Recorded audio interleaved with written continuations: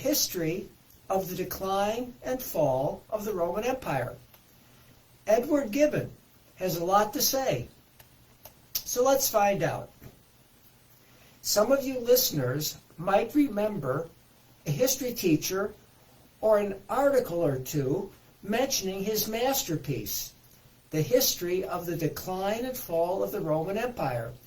Scholars claim that it is the definitive work on a subject that has fascinated every civilization since the Roman Empire fell.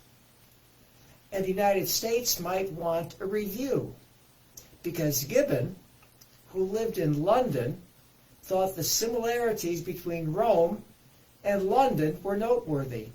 And today, historians and political scientists make a similar comparison between Washington, D.C. and Rome. The 6 volumes cover from 98 to 1590. This time period covers the peak of the Roman Empire, the history of the early Christianity, the emergence of the Roman state and church, the decline of the Roman Empire, and the fall of Byzantium, which is Constantinople, as well as discussions on the ruins of ancient Rome. Volume 1 was published in 1776 and went through 6 printings. Volumes 2 and 3 were published in 1781, and volumes 4, 5, 6, and so on in 1788 and 1789. Gibbon's initial plan was to write a history of the decline and fall of the city of Rome, and only later expanded his scope to the whole Roman Empire. Although he published other books, Gibbon devoted much of his life to this one work, written between 1772 and 1789. Gibbon carefully crafted what's considered his masterpiece, using objective history rather than the subjective interpretation that many past historians have used. And doing that will misrepresent what the past times and thinking were actually like. His choice of words are those of someone highly educated, and that's his target audience. And today, even historians trying to wade through all 6 volumes struggle, because many of the words' definitions have changed, and they can't follow Gibbon's reference to Greek and Latin sources. Why is this? Well, because as civilizations advance, the word definitions and preferred languages and learning styles evolve. Gibbon states timeless truths about religion, monarchies, and governments. But he doesn't mention science or psychology very much, if at all, because those disciplines had just emerged in his lifetime. Here are some of the points Gibbon makes about religion. He distrusted it because it ignores the vices people like. It venerates vows of celibacy made by monks and nuns. Christianity is intolerant.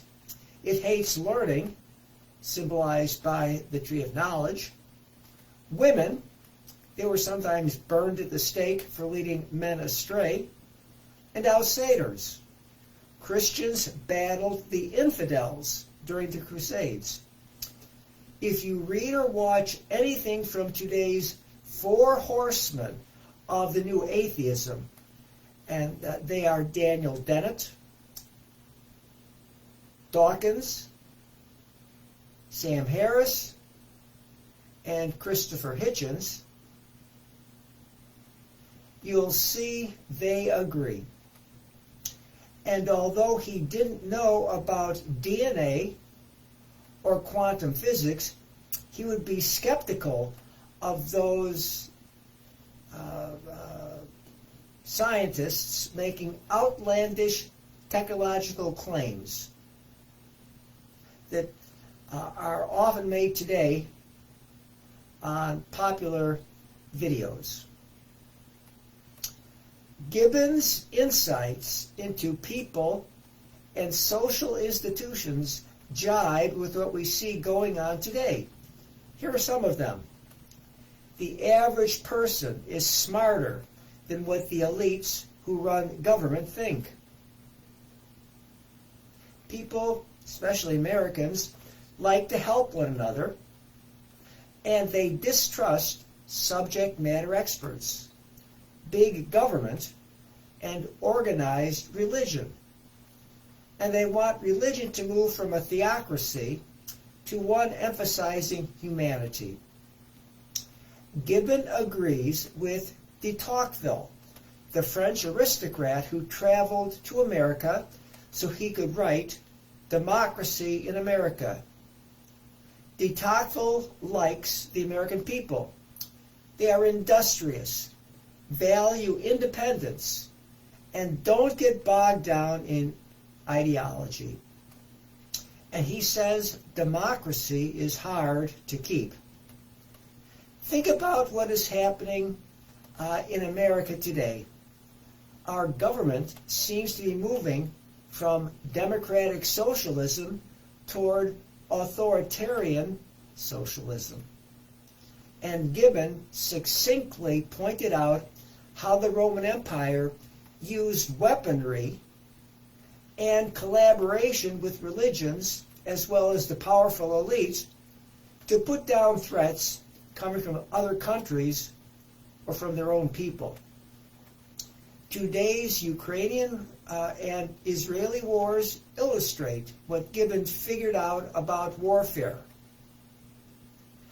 Gibbon traces the rise and fall of other civilizations, pointing out why Rome lasted so long while the others collapsed. Here are some of his findings. Rome had a practical philosophy and didn't dwell on abstract musings about the universe or human nature. It used the church to assist its government. When conquering other countries, Rome extended citizenship to the people. It let the conquered countries govern themselves, although it did put trusted people in the right places and kept some Roman soldiers there. Rome promised to protect them from outside threats. And when it collected taxes, it left enough money so the people could continue making more. And that meant Rome and the country profited together. Gibbon liked the Reformation, the Renaissance, and the start of the Enlightenment because they curtailed the influence of religion and wanted to make religion more humanistic. Today, most Americans would agree. Do you know about the 4 traps that China, modern China, is about to fall into? They are the middle income trap, the Thucydides trap, the Tacitus trap, and the Kindleberger trap. Gibbon did, but used different words to describe them. So why did the Roman Empire collapse? Because of its internal struggles, not from the hordes of barbarians at the gate. I am recording this video in January 2024, and the presidential election will continue dominating the news. But contrary to the alarms that the media and the candidates keep sounding, America will survive, no matter who wins. If you listen to some of the more level-headed columnists and reporters, we, the people, have the power. Our challenge is to use it for what we want, which on a collective basis usually works out for the best. And on that optimistic note, I shall end this podcast. Thank you for listening, and bye-bye until next time.